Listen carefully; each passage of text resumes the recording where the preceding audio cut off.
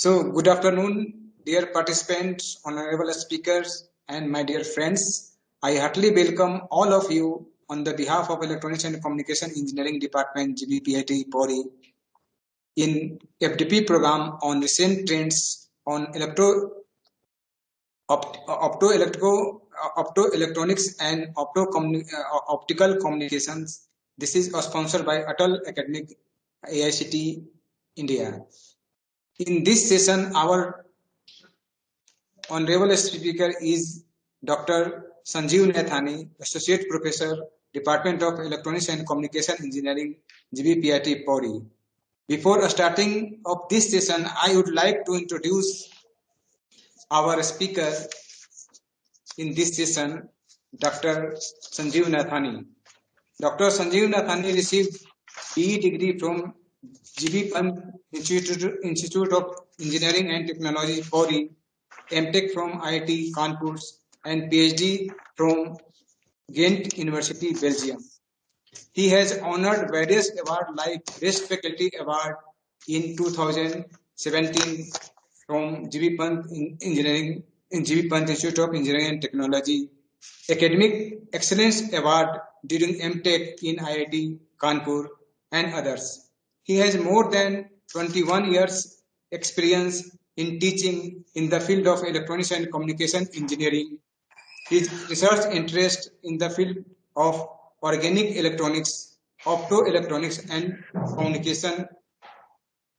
So now I would like to invite our speaker, Dr. Sanjeev Naithani, kindly take this sessions.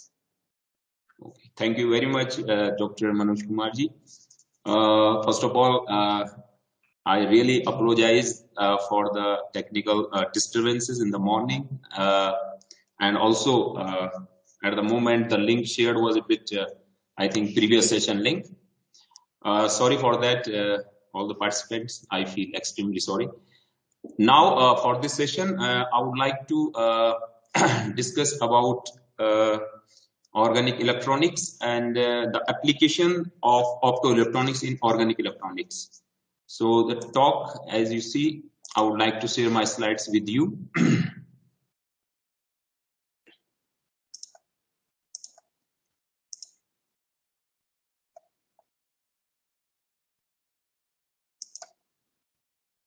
So is it visible? Yes, sir, visible. Okay, so I have done it full screen now. Yes, so sir. that, okay, thank you. For the today's talk, I would like to discuss about RIA for OPV application. So that is resonant infrared ablation for organic photovoltaic application. The outline for my talk are, first of all, we will discuss about OPV, and before that, a bit about organic electronics. What is organic electronics and basic concepts, then application of organic electronics. After that, we would like to see the working principle of OPV, organic photovoltaics, and then we will move to resonant infrared ablation and what is how like a laser as a tool able to work for structuring and patterning of the thin films of the thickness about nanometers. And in that, we would also like to see the absorption spectra of different materials. Those are used in organic electronics. And then we will go for how infrared ablation is possible, because this is something, a new technique which you can utilize. And what is OPO? That is optical parametric oscillator. Afterwards, I would like to share with you a few results of thin film patterning that we have carried out, right? So if I would like to start with, in general, what is organic electronics first. So in organic electronics, normally at the moment, whatever we study, that is, we call it inorganic, our transistors and all. In organic part, we use conducting polymers and small molecules. So these are the two families of material which are organic. small molecule and conducting polymer, and with the help of them, we fabricate these devices, organic devices, specifically OLED and OPV, organic light emitting diodes. So the applications, first of all, we have organic photovoltaics, flexible displays, like you have like nano thickness or 1 millimeter, you can say, thickness mobile phone, you can twist them, you can bend them. Then you have solid state lighting, OLED lighting, you can see here. And you have some electronics and components, those are used with organics. And then you have integrated smart systems, ISS.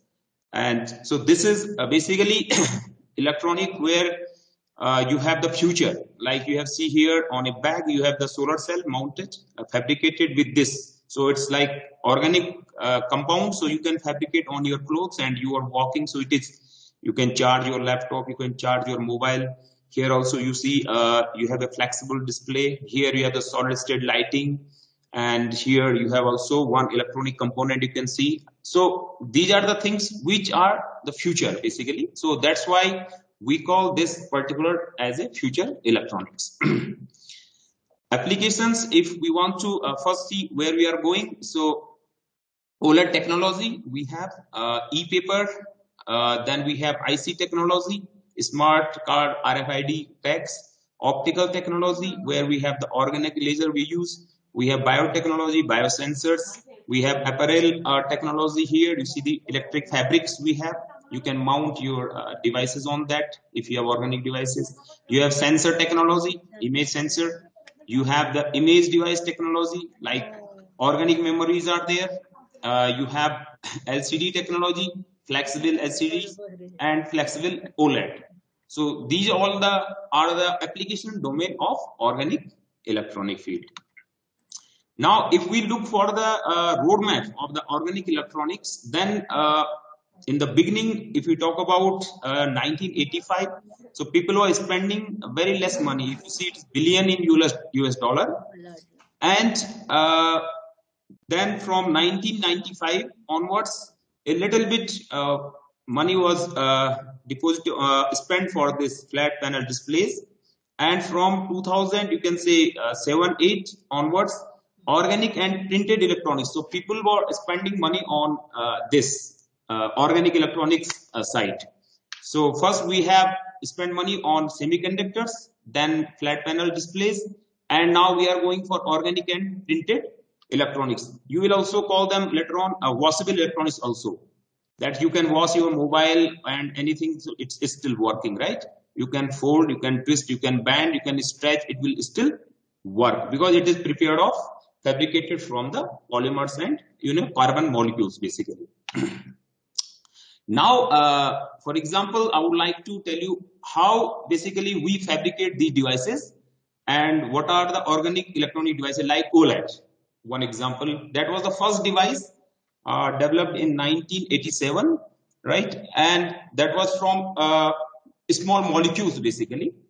So if we talk about organic LED, so it consists of several thin films of, you can say 50 to 150 nanometer, one thickness, right?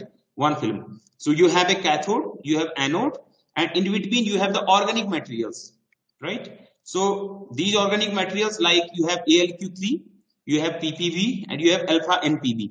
So these are some like polyphenyl, vinylene, and this is tris aluminum. So these are some small molecules basically. And here you have the cathode. You can use calcium, your silver, which is capped with aluminum actually, right? And then you have here anode. So if you are talking about any light source, then you need to have light coming out of the substrate. So you need to have a substrate which should be transparent, right? And anode should also be transparent. So cathode, if you are using like calcium or this silver, right? Then on this side, you need to have something which is transparent. So here we have used ITO, and which is normally, this is indium tin oxide, which is a transparent conducting oxide basically, right? And here you will apply your electrical input, and then you will have light out of the device. So this whole structure consists of, you can say, these all layers are 100 nanometers. So 100, you can assume it. And how do you do that? Normally, you do the solution processed, right? And you do spin coating also, right? So these thicknesses you obtain like this, and you can characterize them with the help of optical profiler or mechanical also, but optical is better, where you can measure these thicknesses of like 10 nanometer, 50 nanometer, 100 nanometer, right?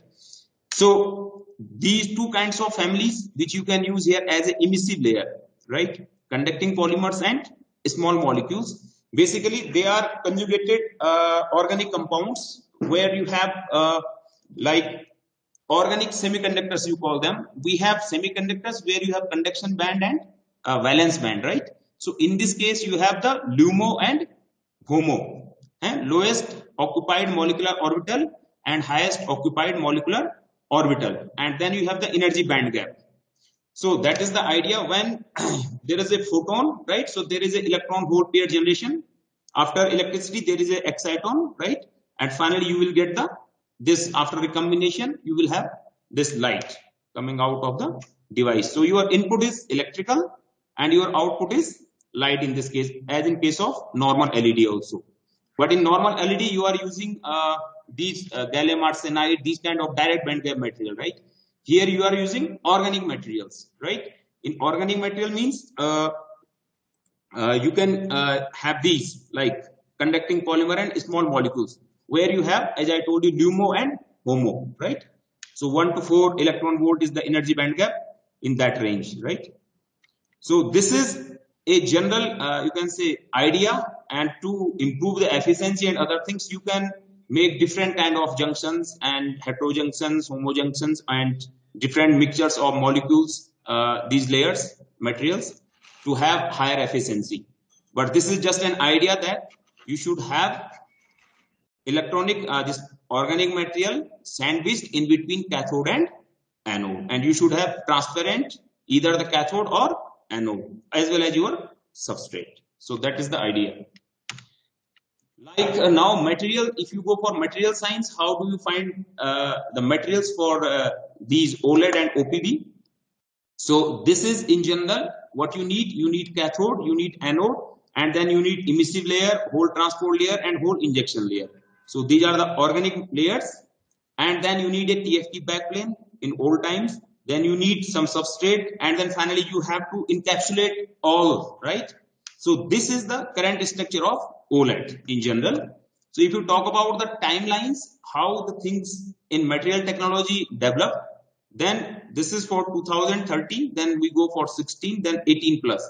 So first we use encapsulation with rigid glass, because with glass you can take light out, right? Light is coming out of the material. If you use any opaque, then you cannot encapsulate it, because your light cannot come out. So first you have used rigid glass, right? Then later on you have flexible multi-layer things. Then you have 18 onwards printed and flexible organic barriers. So finally now you can say this is glass oblique multi-layer technology. For cathode, flexible evaporated material you use, right? And then you have flexible and solution printed materials. So you can use different kind of cathode, as I said, calcium, barium, right? And you have to cap them with aluminum, because these materials are reactive basically. And if you have the cathode, then after some time there will be some black spots. It will damage actually. So for that, what you need to encapsulate it with some aluminum, right? Layer.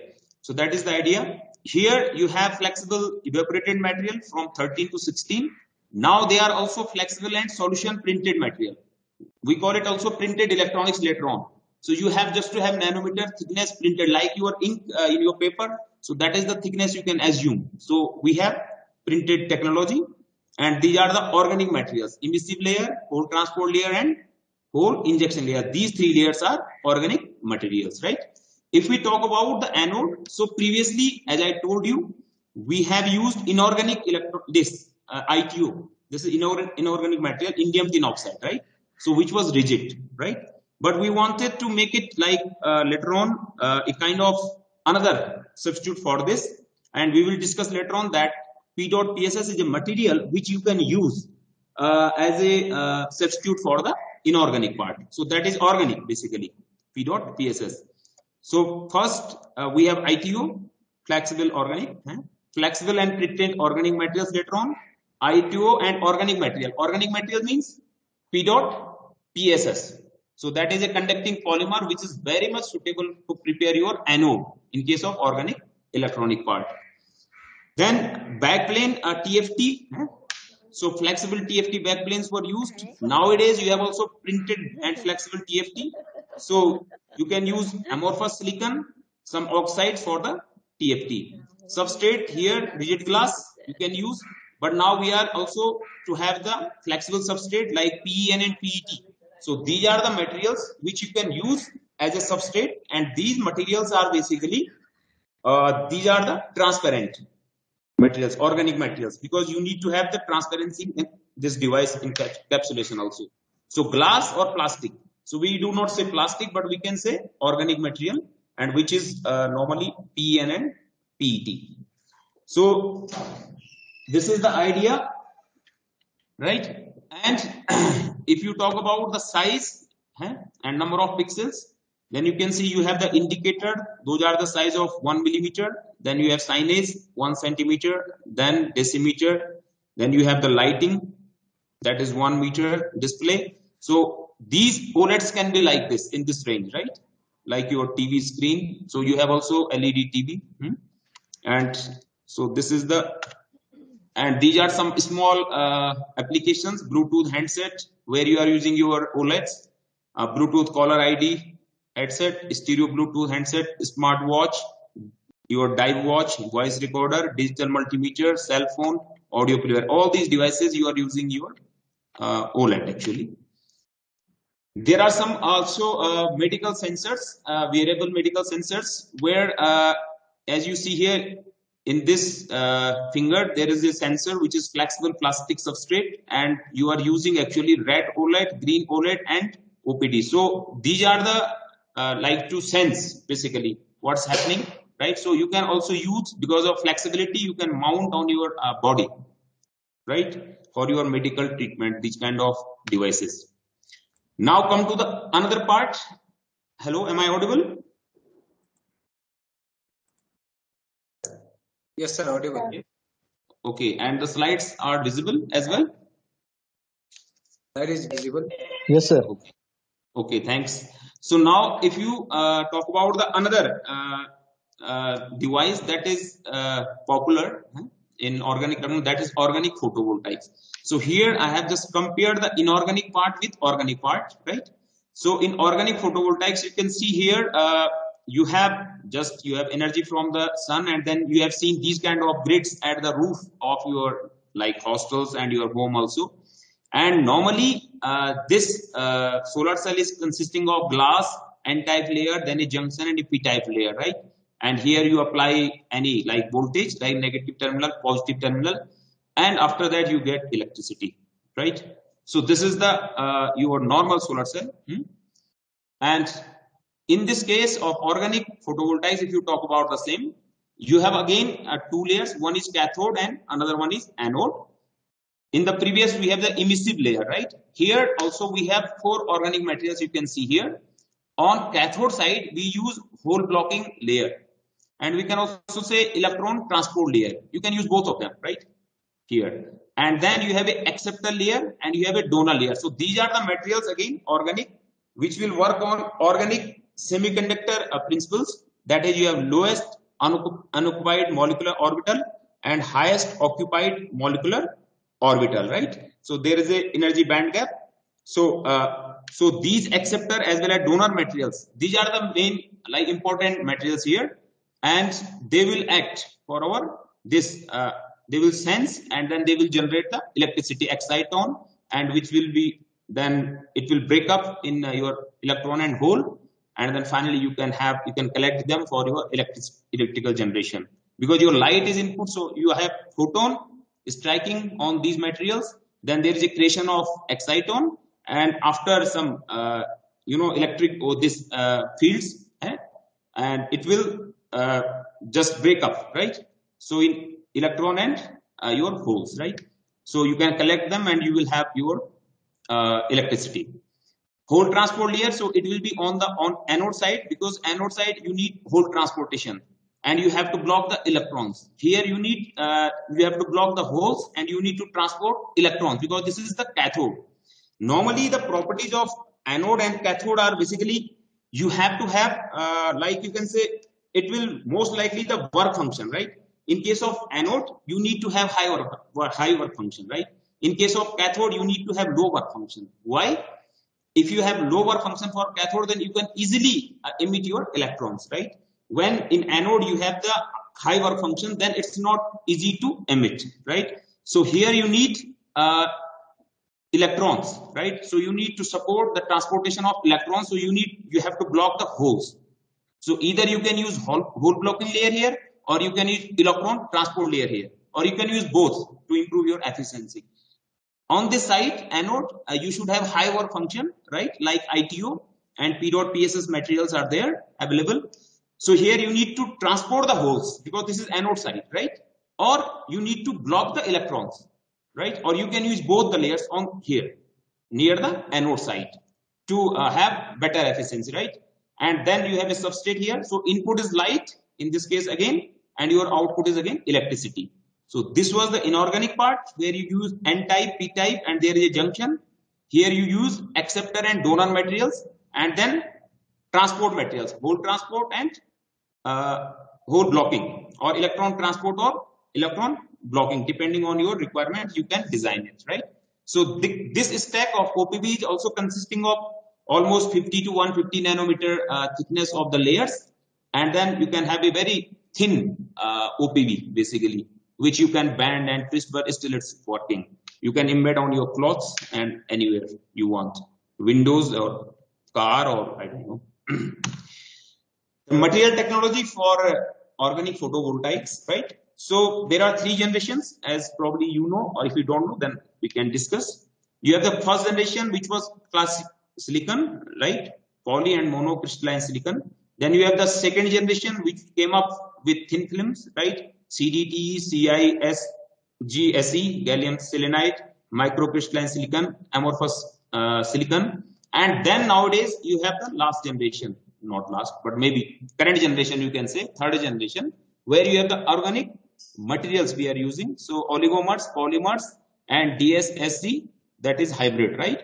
So this is at the moment we are here in the organic material part actually. OPV roadmap, if we want to discuss, then we have first consumer electronics, right? If you say until 2010, then from 2011 to 2014, right? You have outdoor recreational application and remote. Then you have off-grid buildings, right? 15 to 18, you can say. Rooftop grids till 19, right?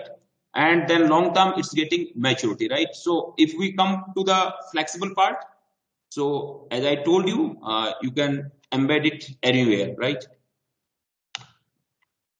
Applications, PV chargers, right? Photovoltaic chargers, solar windows, transportation also you see here. This car is with the help of this OPV.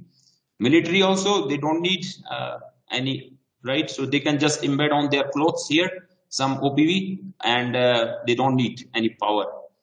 Then you have the solar forms. Here you see the jacket and rucksack clothing you can use here also. And the solar, you see, wait, like in cars also you can embed them, right? Because they are flexible, so you can use anywhere. Now coming to the technology I was talking about, that is RIA basically. So I have just at the moment I have given you the idea what is organic electronics, and then how these devices are working, OLED and OPV, and what are the different materials you are using for anode, cathode, and for the emissive layer in case of OLED, and for in case of OPV, different donors material and acceptor materials, hole transport materials, and hole blocking, electron transport material, and electron blocking material. So guys, all these materials are basically these are thin films. You can print them like your ink, right? In nanometer, right? And that's why your overall size of the device, either you can say OLED or you can say your OPV, it's very small basically. very thin. So you can assume 100 nanometer each layer. Then you can assume that how much is the total stack. So if you have 7 layers, so 700 nanometer in total, right? And finally, you have to encapsulate with some material. Usually, encapsulation is also very important. Otherwise, there is a permission of, you can say, water and this oxygen. And it can damage your screen. In case of, you can say, if you talk about OLED, right? Then if there is some water penetrating into your device, then it will make some black spots. So you cannot see the pixels of your display, right? You will see some spots there, right? Black spots. So there is a degradation mechanism. So what we do for that, basically, we try to have very good encapsulation of the device. Because if you are having a solid state light, OLED light, somewhere outside where you have moisture, where you have also rain, or you can say some oxygen is also in the air. So oxygen and water can damage your OLED device, these kind of organic devices. That's why we need to have the control, rate control of water permission into the stack, as well as the oxygen permission into the stack, transfer rate, right? And we want to slow it so that the life of our OLED device, if it is 5 years, then it can be 10 years. So better encapsulation will save the device, right? Now, coming to second part of the discussion, that is RIA, resonant infrared ablation. So for that, first of all, we should know what we are going to do. The one word is ablation, then you have the infrared, and then you have the resonant. So ablation is a technique where you remove something with the help of, you can say here, laser, basically we are using. So laser as a tool, we will use to remove some thin films. You have seen the thin films like 100 nanometer stack in OLED and OPV. So those films, right, we want to structure and we want to pattern them with the help of laser tool.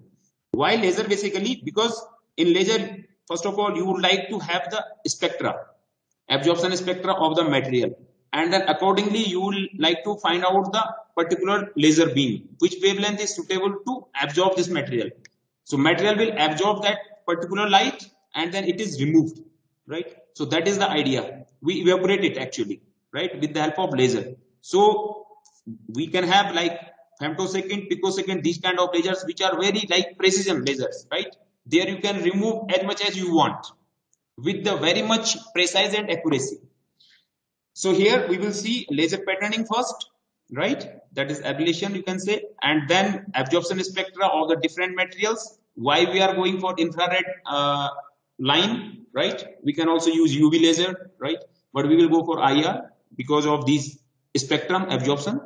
And then I would like to discuss with you some particular OPO design where you can generate a particular wavelength, and you can also tune that wavelength. And then depending on your absorption peak, you can particularly remove a particular film with the help of your generated wavelength, right? So you can tune the absorption peak and the laser output beam, right? So that is we will do in OPO. And finally, I will show you some results. So first of all, coming to the what is basically we talk about laser. It's not like the pointer we are talking about. Basically, laser is very powerful tool, and here the mechanisms are there. So we call them first of all, photothermal interaction, where you see there are some cracks when the laser beam is interacting with the material, and there is a debris on the surface, and there are micro cracks, and this area is a bit dark. You see, black. So this is basically HAZ, we call heat affected zone. And then there is a recast of the material after removal from the laser beam. So this is happening when your laser beam is of nanosecond pulse, right? If you go for further lower like size of pulse, that is picosecond, 10 to the power minus 12, then you have more control. You see no significant micro cracks for surface debris. Here you see there is a debris in this slide. Here you have the cracks in nanopulse. Here you don't have any cracks, right? Minimal heat affected zone. So this is with your picosecond pulse. So in case of what's happening here, basically, in case of nanosecond pulses, you have the linear absorption. So it depends on the intensity, basically. If you go for shorter pulses from nanosecond to your picosecond and then further to femtosecond, right? So as you short the pulse size, right? then you have less heat affected areas, and you have the cracks, minimum cracks, right? And this particular is basically we call non-linear absorption. When your pulse size is very small, like femtosecond, right? Then it depends on intensity to power n. So here you don't have any thermal effects.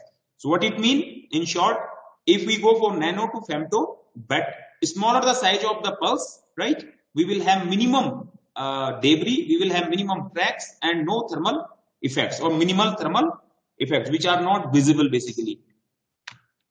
So it means we should use ultra fast lasers basically. Ultra fast means picosecond and femtosecond. So this is one laser, right? Industrial laser, you can say. And here you can see you have different like mounts, right? For different beams, 355 nanometer, 1064 nanometer, and 532 nanometer, right?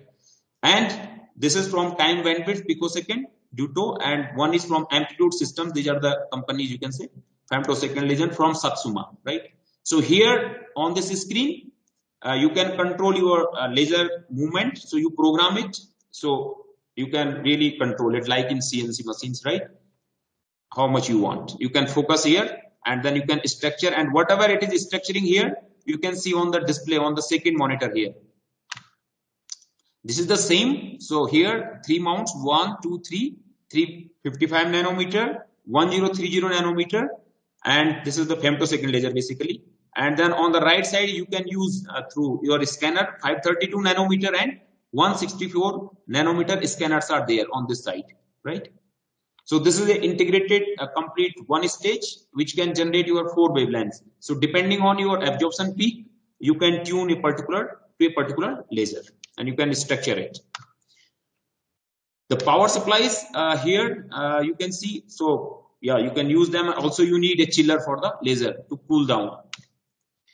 If you talk about the specifications of these lasers basically, so if we discuss about picosecond laser, so 355, 532, 1064. So 1064 nanometer can be produced with the help of Nd:YAG material basically. And then you can go for its second harmonic and third harmonic, right? So then you have 532 and 355 nanometer. The pulse here, pulse length, in case of this time bandwidth Duto system, it's about 12 picosecond is the pulse duration of the laser. Pulse repetition, so 50 kilohertz to 8 megahertz, right? And the energies of these pulses are about 200 microjoule, basically. If you talk about the femtosecond system, the wavelength is with this Satsuma 1030 nanometer, and you can have the 350 femtosecond pulse, shorter pulse, right? From 10 picosecond below 350 femtosecond. Single shot is of 2 megahertz, and the pulse energy you can obtain from it is about 40 microjoules basically. If we talk about the nanosecond lasers, so CO2 laser, that is 10.6 micrometer. So it is better to cut die bolts and metal, plastic, etc. This is called high power laser because you can generate 50 kilowatt average power from these lasers. Nd:YAG, right? Nanosecond, 5 to 20 nanosecond. So here you have all the harmonics of 1064 you can develop. Engraving, etching, marking of variety of material, metals, even metals you can cut through YAG, right? And few tens of watt, right? XMR laser, so this is the laser really important in case of medical line. So this is we call UV laser. The wavelength like 126 nanometer to 351 nanometer, which is in the UV range of the electromagnetic spectrum. So these lasers are very much suitable for your medical applications like your eye surgery. LASIK technique is also using your UV laser. When you want to treat your eye for myopia, you use these excimer lasers basically, right? The average power that is 40 to 100 watt basically. Then these are some specifications. I don't know how much time I have, so I don't want to go in detail about these, right? So these are nanosecond and these are the ultra fast picosecond and femtosecond. Now coming to the application point of view of this laser, how we are using it for electronic purpose. So if you talk about the feature size and production processes, right? So you have seen you do a photolithography in your clean room to process, right? And I am comparing it with the laser structuring and patterning basically. So if you talk about throughput here, it's given in meters square per second on this side, right? And here you have the resolution on this side, high resolution, medium resolution, low resolution. So you have the rotary screen technique, printing technique, then you have flat screen, then you have flexo, gravure, offset printing, inkjet printing, and then you come to R2R. R2R means roll to roll, photolithography, right? And it is more or less in that same comparison less than 10 micron resolution. You are using the laser also with the resolution of less than 10 microns. So it is even better than your R2R photolithography, right? If we compare both the techniques, photolithography with laser structuring or patterning, then in this case what you do, you have a material substrate, you coat with the material. Then what you do after that, you do the photoresist coating, then you soft baking, then exposing, then developing, post develop hard bake, then wet chemical etching, and then you continue with the other steps like you have also done in PCB lab. So similarly, this is the idea, right, for photolithography if you want to do, right? In this case of laser system, what you do basically, you coat your substrate with the material you want to structure, and then simply with the laser beam you structure it immediately. You don't have to resist coating, you don't have to soft baking, exposing, and then developing, and then hard bake, and then removing the material with chemical etching you have seen in PCB lab. Here you simply ablate it and you clean the material immediately. There is already a suction, whatever debris is coming, so it is already sucked by the suction pump, right? So you have to just clean and then you go for next thing. So you have one material, on top of that you put your material, structure it and clean. Here if you compare, so in case of photolithography you have many steps, so it means you have the complexity to process any material. There are so many masks because you have to put the mask also. You have the photoresist coating, then you put the mask where you want to structure, where you want to expose, where you develop. So you use your masks basically. So an element is important in that case. All these things are expensive basically. You use the wet chemicals because you have to clean everything, right? So that is also polluting your environment. While in case of laser case, what you do, you have a fixed mask like here, chromium mask. Then you have, suppose in case of, we are talking about UV laser for example, you use a beam, then you have a lens to focus on the material. And what you can do in that case of chemical etching, you cannot roll to roll production. Means you have one roller on this side, one on the other side, right? Roll to roll. Your material is coated on top of substrate. Whatever you want to structure, you just continue it because your beam is structuring and your material is moving, rolling, right? In case of photolithography, it's not possible basically. You cannot have this roll to roll process basically. So that's why these lasers are preferred to do like industrial work. And in case of organic electronics, because we have the flexibilities there, materials are polymers, right? Flexible materials. So it's very easy to use roll to roll process, right? So that's why the particular laser tool is important in this case. So that's how we do the patterning. Now, in this patterning, what are the important parameters basically? For that, you need to classify them. So we categorize them in 3 categories. First is related to laser only. Second is related to material technology. And third one is what kind of optics and processing we are using. So in laser, we should know the type, then wavelength, fluence, pulse width, and beam profile. So basically, all these things you know, like type, solid, gas, whatever. Wavelength is important because wavelength you want to check with the absorption spectra of the material. If you are stacking your material with a particular beam and the material is not absorbing that particular light, so you cannot structure or you cannot pattern that particular thin film, right? So this wavelength is totally related to the absorption spectra of the particular material you are interested to structure or pattern, right? Fluence, we call energy per unit area fluence, so that is important. The pulse width, as we discussed, you are using picosecond, nanosecond, or femtosecond, right? So if you go for shorter pulses, you will have better results normally, picosecond and femtosecond.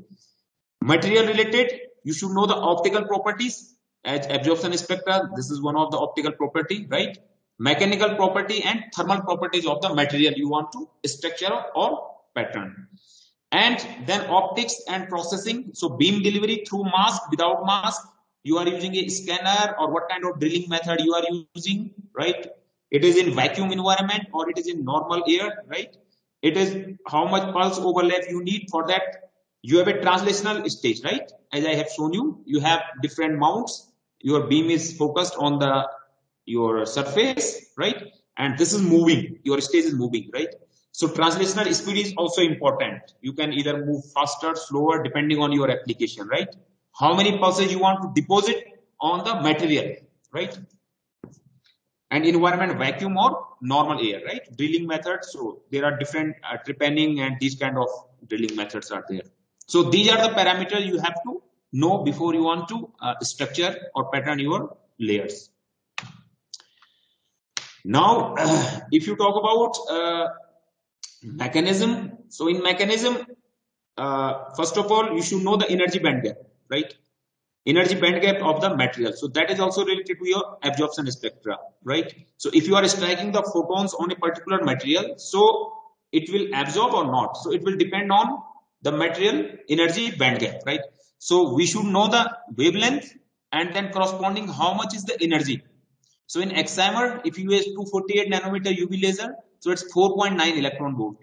If you want to use argon, then you have in visible range, these kind of lasers, 2.53. Then YAG, 1.064. It is in IR range, 1.16 electron volt. And CO2, 10.6. In infrared regime, it is working. So that is 0.12 electron volt. Now, what we have to do, we will correlate basically these energy band gaps to these band gap, bond gap, basically bond energies. That is carbon to carbon, single bond, double bond, triple bond, carbon to hydrogen, carbon to nitrogen, carbon to sulfur.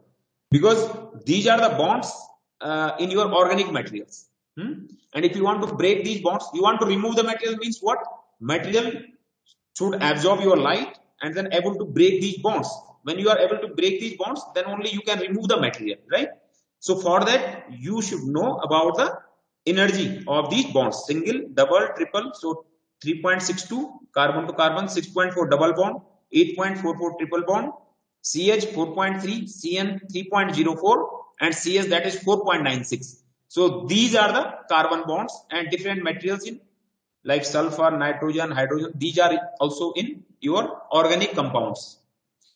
So polymer consists of carbon bonds, and to remove and to break these carbon bonds, you need to choose your particular laser basically. That is the idea in ablation mechanism. Now, what happens when you are striking the photons on your particular material, you can have energy transfer rate that is slow. What will happen if you have slow rate? Thermal heating will be there, photothermal effects will be there, and thermal stress will be there in the material, and material will have evaporation and spallation, right? If you have medium transfer rate, then you will have photochemical etching and photophysical removal, and the mechanism will be your evaporation. Basically, you will evaporate the material with these kind of transfer rate. If you have faster rate, then what will happen? You have Coulomb explosion and you have mechanical shock of the material. Evaporation, mechanical, thermal, and Coulomb, right? So this will depend totally, this rate will depend on your pulse length. Pulse length means whether you are using a nanosecond pulse, picosecond pulse, or you are using a femtosecond pulse. So pulse length is important. Because of that, you have these kind of effects, removal mechanism. So shorter the pulse length, you will have this kind of evaporation, right? Now, the another point is that, okay, you have seen that you have the material which consists of different thin films, 50 nanometer, 50 nanometer, 50 nanometer, 7 layers. Okay, total 1 micron, 1000 nanometer, for example. In total, 100, 150, in combinedly, suppose 1 micron OLED device you have, total thickness, right? You can have these kind of screens also available in future, which you can bend, twist, it will work, right? Now, how to remove these layers basically? Because you have seen you have one layer, on top of that you have another layer, then on top of that you have another layer, you have to process them. So you can use spin coating, you can use evaporation technique, different kind of material processing techniques, deposition technique you have to use, right? But if you want to make the contacts, because you have to connect the anode, you have to connect the cathode, you have the anode, cathode, you have to make the contacts outside also. Then you have to encapsulate also, right? So selective patterning is very, very important in this case. Selective means if you have two layers, right? So you want to remove one layer on top of another, right? So you want to remove the top layer, but you don't want to damage the underneath layer because the thickness is very less. If your energy is a bit higher, then you are going to damage the underneath layer. So you have to be very careful, and that's how we call this word. Selectivity is very important while you are patterning or structuring through these kind of beams, right? And you don't want to damage the substrate, and you don't, yes, another thing is you don't want to damage the substrate, that's okay. But it's also not healthy that you leave some stresses of the material there you want to remove. Suppose, for example, you have a polymeric substrate here, on top of it you have organic material, right?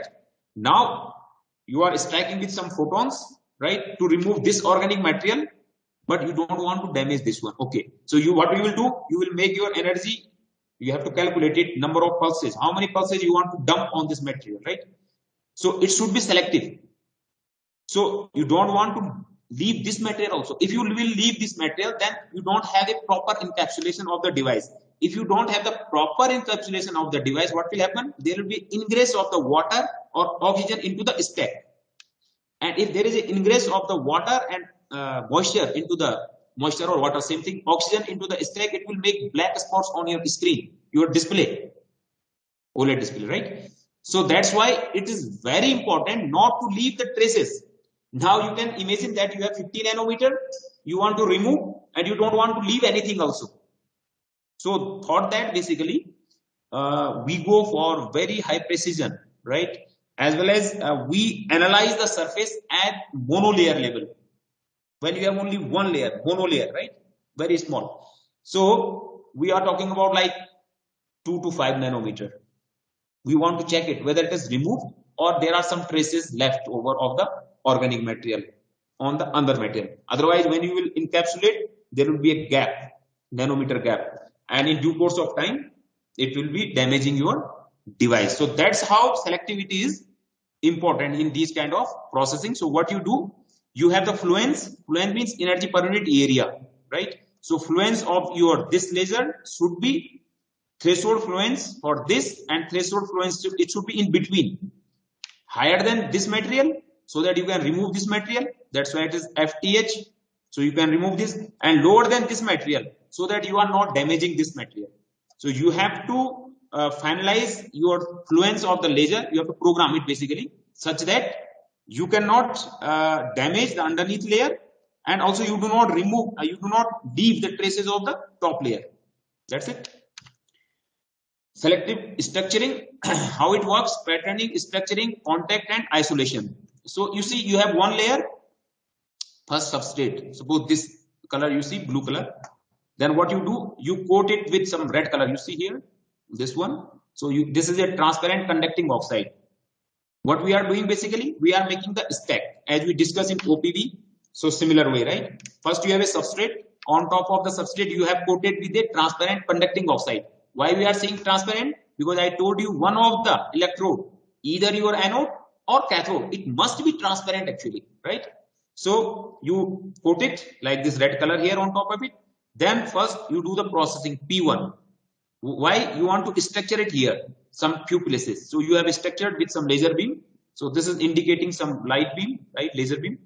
Then you coat it with the absorber material. You see here, this is the absorber in case of your OPV, this layer. And then you want to structure it here on few places. So these thicknesses, as I told you, 50 to 100 nanometer only we are talking about. Then you do the second process. So this is first process P1. Then you are doing the second process P2. So first process was here, you see, and the second you are doing here. Then you are coating another transparent conducting oxide layer, this one, right? And then you are doing the third process. You see here, you are removing it. So this is basically structuring of the stack, basically.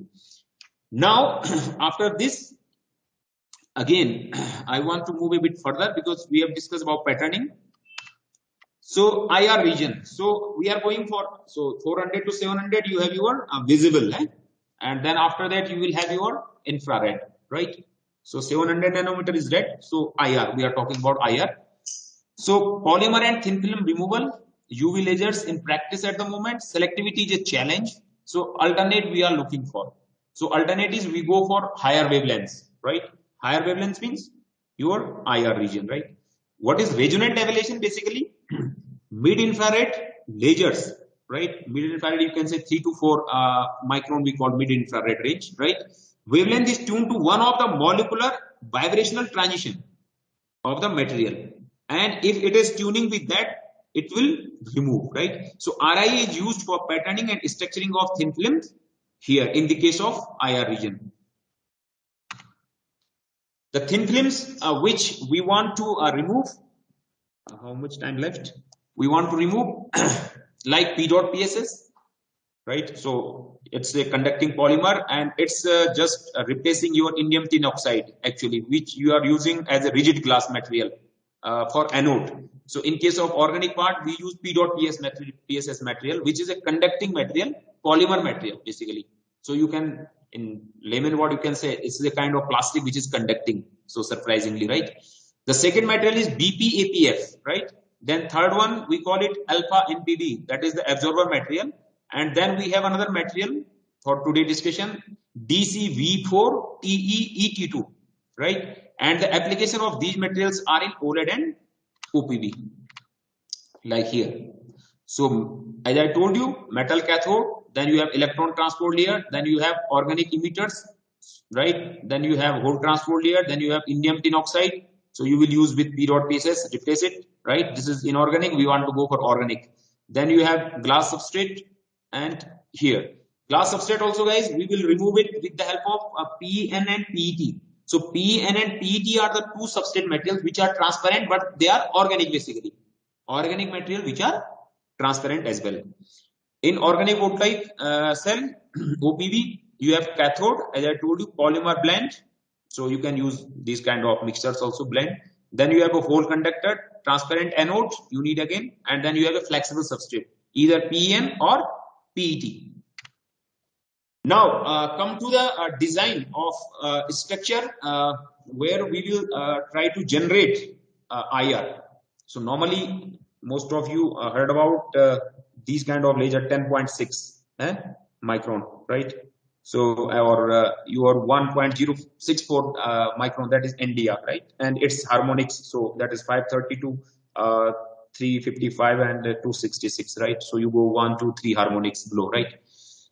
And then if you want to go below than that, then you go for UV lasers, that is 248 nanometer and all that, right? So here, if you see this structure, right? So this is particularly lab picture basically. So in this, what we want to do, we have nanosecond laser setup, right? And we want to, this is also nanosecond, you can use with 1064 nanometer, but we are talking about 3 to 4 micron. So that is important, right? So in this structure, what we use 1064 nanometer. So that is a commercial laser, young laser here. Then in this case, after that, you have the B part, that is you use the isolator. After that, you are using here, this is very important, this particular structure. This one is very, very important structure, OPO, optical parametric oscillator, right? And with the help of this OPO, we will translate the pump wavelength to signal and idler wavelength. So we will have two wavelengths generated at the output, and we will pick one and we will remove another. And with the help of that, you are able to translate this 1 micron to 3 to 4 micron wavelength at the output side, right? That is your signal wavelength, right? So this is commercial laser, 15 nanosecond pulse, output power a few hundred of milliwatt, right? And in the range of 3 to 4 micron.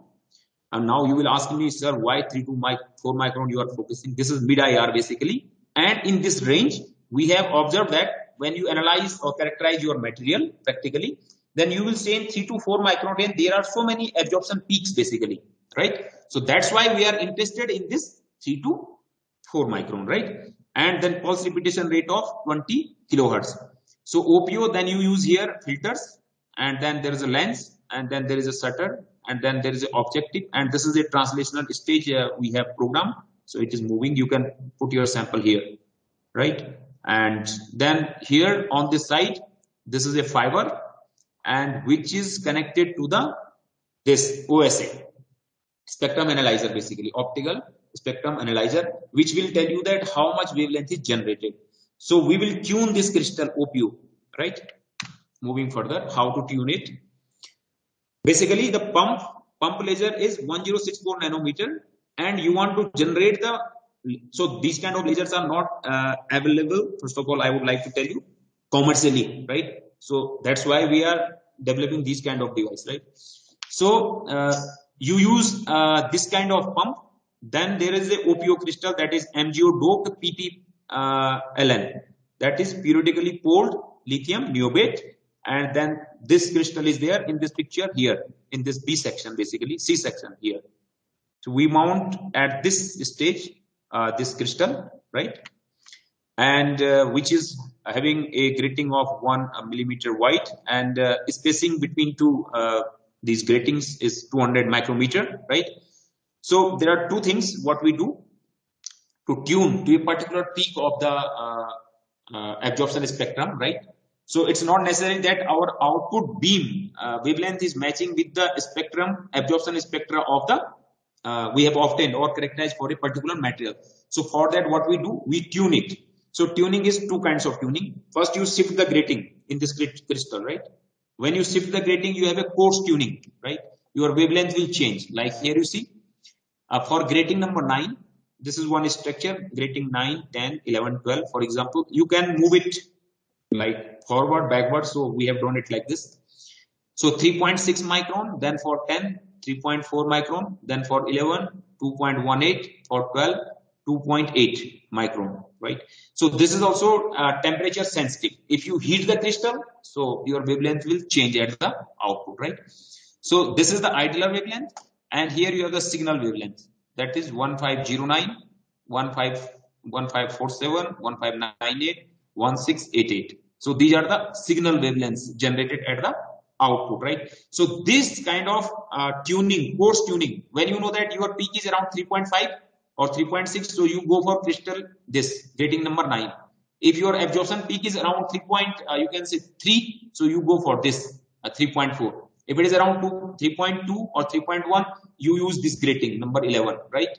So changing the grating in the crystal, right, with the help of that movement forward, backward, you can have a coarse tuning at the output, right, idler wavelength. And secondly, what you do, if you heat the crystal after shifting to a particular grating, you heat the crystal. With heating also, you can obtain a fine tuning. Means if I am talking about I need 3.2, but your idler at grating 1 is 3.184. So how to get 3.2? So what you will do, you will heat your crystal. At that stage here, there is a heating stage also. So you can heat the crystal, right? With heating, so this is at 23 degrees centigrade, it is giving you 3.184 micrometer, right? So if you will heat it, either it will go up or it will go down. So you will have to see the characteristics there with heating, crystal heating, whether it is going for forward direction or backward direction, and accordingly you will heat the crystal, and then you will have the particular wavelength which you will observe on your OSA. Okay, right? So with fine heating of the crystal, increase in signal, right, which will decrease the idler. So it is now clear, if you will heat, you will go for lower wavelengths, right? So here, if you are heating this crystal from 23, so it will not go to 3.2, but it will go down, right? So we have to use 3.4, and then we will heat, then it will come to 3.2, like that. Now that was the nanostructure setup. Now we talk about the picosecond, because those pulses generated will be only nanosecond pulses, and you know that in nanosecond case you have a lot of debris, you have so many micro cracks and all of that, right? So you go for ultra fast lasers or pulses. So those are picosecond pulses, right? You have less thermal effects. So in this case, you are using 1030 nanometer laser, right? Commercial laser, it is available in the market. And then you want to go for 3 to 4 micron. Again, you use the same concept. You are using a PPLN crystal, right? And then you are deflecting your beam. You have your dichroic mirror here, signal idler, and here you have 1550 nanometer tunable source, right? So on this side, and here you will get mid IR beam. Okay, and your output will be 250 picosecond pulse duration, and maximum output you can obtain at 3.03 micron, 80 milliwatt with this structure, 3.37 micron, 160 milliwatt. Pulse repetition rates, those are 25 kilohertz. Now come to the material now, absorption. So till now we have discussed the source, and we have discussed the technology, how to go from to mid IR range. Now here you will see the material absorption spectra characterization. Here you see the peaks. This one peak, highest peak 3.4, right? So this is P dot on PET, right? PET is a substrate, and you are characterizing P dot material, right? So which is a anode material conducting polymer, right? 3.4 micron is absorption peak, and here 3.5 micron, and here you have 3.03 micron. Okay, here for PET, so this is P dot PSI, and this is for PET, 3.37 and 3.43 and 3.2.91. Why I'm talking about PET also? PET is a transparent substrate, basically flexible transparent substrate material, on top of which you have to deposit you have to coat your P dot PSS, probably with spin coating, right? And you should know its absorption also, because if you are tuning to the wavelength of this PET, then it will not absorb by the P dot but PET. So your PET is gone, but P dot, there is transparency for P dot, right? So what you need, you want to remove only P dot without damaging PET. So that's why you should know the absorption characteristic of P dot as well as of PET, right? So attenuation, total reflectance, IR, so ATR, IR is done for characterization. P dot PSS peaks at 3.4, 3.50 and 3.03 microns. PET at 3.37, 3.43 and 2.91. So this is the characterization of these materials. Now, moving further, we go to thin film patterning. So we have seen basics, organic electronics. Then we come to know that there is an alternate for the photolithography, right, which is very quicker and faster, right? And we have seen how you can generate the output beam of wavelengths 3 to 4 micron wavelengths in mid-infrared range. And as I told you that we are using infrared resonant ablation. So resonance means it should vibrate your vibrational bands of your material, organic material, right? Now results. Here we are using those systems we have developed. In the previous slide you have seen that we have developed a structure in the laboratory, right? With the help of that 3.41 wavelength, we are structuring a material. So this is the SEM image, and this is your WICO profile, that is your optical profiler, which will show you the depth profile, how much depth is removed of the material, right? So you see here the soldiers also on the both side of the track, and this has been removed, right? So we don't like these kind of structuring basically, but okay, right? Because in this range we don't have any commercial source available, so we have to rely on this particular source, right? So we have tried it, and then 3.5 micron, right? So here this is the SEM image, probably not visible very clearly, and but when you zoom it you can see it, right? This is your depth profile with the optical profiler, right? And the parameters we have used here, those are, so depth is, you see, 0.15 micron, that is 150 nanometer, right? Here you have 2.3 micron depth, and so one is basically resonant wavelength and another is off resonance, any other wavelength, right? So that's why this is the difference. We want to prove that there is a big influence of the wavelength, right, which is related to your resonance basically. For the same material, right, P dot PSS, you have two structures, right, with the same parameters. So at 3.5 you have less depth, 0.15 micron. At 3.41, because there is a peak, so you are tuning to the peak, so then you have a depth of 2.3, so which is much higher than this depth actually. right? So it means you can structure or pattern easily with the resonant peak.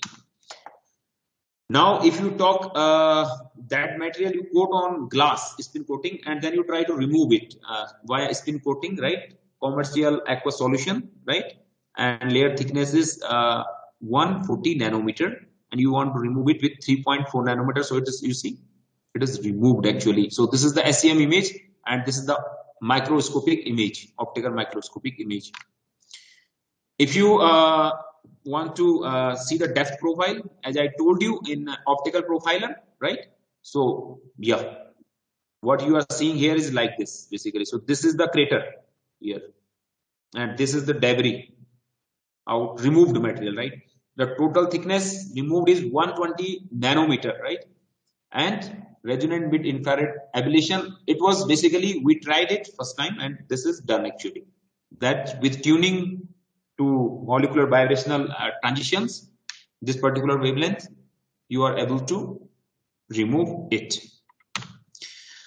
Then on PET with picosecond, because I have shown you two structures, one is nanosecond and another is picosecond. So previous one, these results for nanosecond, right? And now we are coming to picosecond. Again, P.PSS on PET, although the removal was not so successful here, you see, SEM image, we have a trace, right? Pulse energy, we have used 8 micron, right? And 3.03 micron is the wavelength you are tuning that you developed, right? So this is the beam profile, and this is your SEM EDS mapping basically. You can see here, carbon, compound, oxygen, then your carbon, sulfur, sodium, sulfur. Then another material we call, which is used in organic electronics, that is BPAPF. We want to structure it on glass basically, right? So this is whole transport material. And the chemical name, yeah, you can see here, it's quite difficult for engineers to understand this name. But short, we say BPAPF, right? And in this material having the peaks here, you can see 3.3 and another peak here, that is 3.28. We have structured it with the wavelength 3.3 microns with nanosecond system with a pulse repetition of 20 kilohertz, right? Then alpha NPV, this is also whole transport material. This was whole transport, this is also whole transport. The name is here diphenyl bis 1-naphthyl biphenyl and diamine. So this is again difficult for us to pronounce. We call it alpha NPV. This is whole transport material, and you have different peaks in this also, 3.3 and 3.28, 3.33 and 3.25, right? So this one, right? So these are the peaks, and again you have to tune it. So yeah, there is a structure you can see in SEM image, and with 3.3 micron you are able to do it. Then there is one absorber material that we use in organic solar cells, right? And this material having the peaks, this is the characterization at 3.37 micron, 3.41 micron and 3.31. So 3.737 is, you see the highest peak here, and these are the different other peaks. So if you tune to this peak, because you have laser available, then with 1 millimeter per second of the translation stage and 3.2 micron microjoule energy, you are able to make it trace, although it's not very clean here. Visibility is not so good. So finally, hello, am I audible? Yes, sir, audible. Okay, so how much time I have now? I don't know. Now, sir, 4 is going. Now, just 1 minute. Okay, so you can take 5 minutes, no problem, sir. After 5. Okay, thank you. So now concluding about this discussion. So you see here in this picture also there is a transparent you see mobile phone where you can see the hand at the background, and here also this display. So this is the technology we are talking about, transparent systems, right? OLED, right? TV, and here also mobile, and later on you will also have these washable and as well as twist. You can twist them, you can wash them, you can stretch it's okay. And the thickness will be, as I told you, because we are talking about a nanometer, so the whole stack thickness is 1 micron basically. Rest things, whatever you see, is basically encapsulate, they like to support, because 1 micron is very thin, right? So it's not very paper kind of thing. So it's not very easy to manage it. 1 micron means 1 millimeter, you can say. So yeah, and transparent as well as like this mobile phone, you see, this television. These are the transparent displays. Conclusion, general overview of organic electronics we have discussed. Then we have also discussed the concept of resonant like infrared ablation here, right, or patterning. We discussed about organic photovoltaics, right, and the design and development of laser wavelengths, that is 3 to 4 micron, which is not commercially available, right? And then thin film processing with the ultra fast lasers. Here we have seen the picosecond laser. We have not discussed anything about femtosecond laser. If you use the femtosecond laser, then you can have even a better precision than this picosecond system, right? So maybe you can work with the development of femtosecond system in a 3 to 4 micron and can get some better results. Would be a research topic for you guys. Although these sources, it's not easy like to develop. You need very good funding for that. Then conclusion, you can say laser processing is a promising and feasible technology for the cost-effective, as I told you, roll-to-roll basically. So in photolithography, it's very difficult to have roll-to-roll because you use different chemicals, right, for etching and removal purpose, right? Here you can have 2 rollers and your substrate is flexible, polymer kind of, it's moving and your beam is structuring it and your device is fabricated like this. So it's very good for roll-to-roll production for future flexible electronic devices basically. And this is one of the device I would like to discuss with you. You see, this is OLED basically, okay, and it's working by doing all these things which we have discussed. Now, I would like to acknowledge a few partners who helped in this work basically. So European Commission, European Research Area, that is European Commission, Brussels, 7th framework, right? Heliatech is a company who is dealing with these solar cells and many other technology. They also helped us in solar cell technology. IMEC is a microtronics venture which is very famous in Europe, right? IMEC, it's in Leuven basically, and whole center, it's again R&D center based in Netherlands basically. CMST, it's in Belgium, it's a university system center for microsystem technology. Multitel, it's a company here, you see, it's also dealing with the photonics devices and all that. So they also helped us in this photovoltaics case. This is the university we were affiliated with, and this is a project selective laser structuring of OPV stack. So we call it IMPROVE, right? And infrared this photovoltaic. Thales is a company which is based in Paris, basically France, and this company is very much like they are very good in the development of these kind of sources, the wavelengths that we are discussing, right? 3 to 4 microns. So that is basically contribution from Thales also, right? And this is the university based in Belgium, Antwerp. This university, they have very good chemists to help basically, and they helped us to analyze the monolayers. So when you are talking about the thin films, and we are talking about like 10 nanometer, 5 nanometer, or 2 nanometer, or 1 nanometer even, how to remove 2-3 micron, nanometer, right? 2 to 3 nanometer. So what you will do, and how will you know that in your surface there is something left over of 2-3 micron? It's very difficult to understand. So for that, you can use TOF-SIM technique. You can use time of flight, secondary ion mass spectroscopy. TOF-SIMs you can use for that. And with the help of that, you know that in your surface nothing is left. Actually, everything is removed, right? So you have to go to you have to have this equipment, top sims, right? With the SEM, with other techniques, you can understand many things, but to know at monolayer level, you have to go for top sims. So they helped us in doing all this, right? I think where am I going after that? I have nothing. Okay.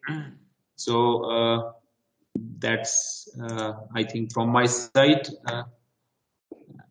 Yes. Okay, sir. Thank you for the nice lecture.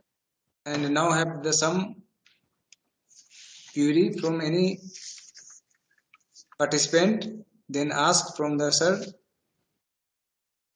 Hello. Any participant has any query about this session?